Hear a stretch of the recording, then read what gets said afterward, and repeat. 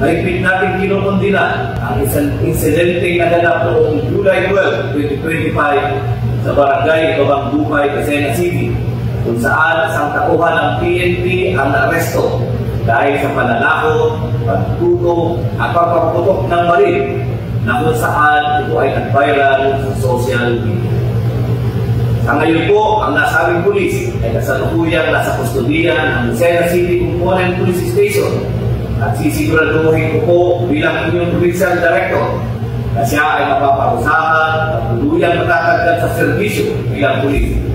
Ang ganitong klaseng asal ay hindi kailanman kinukonsente sa ating organisasyon. Walang puwang sa Quezon PPO at sino mang ilikumbadong tauhan na magsasamantala sa kapangyarihang ipinagkatiwala sa kanya. At sino mang lalabag sa batas ay mananagot saan manghanay siya nabibilan. Last nating pabot sa publiko na ang Quezon PPO ay naninindigan para sa serbisyong may disiplina at integridad. Patuloy tayong maglilinis sa ating halay at titiyakin ang mga natitira ay ang tunay na karapat-dapat sa pagtitiwala ng sambayanan. Sa mga kasamahan kong kapat sa serbisyo, huwag tayong panghinaan ng loob. Hindi kailanman kailangan natin ngayon ng pagkakaisa, disiplina at dedikasyon sa ating tungkulin.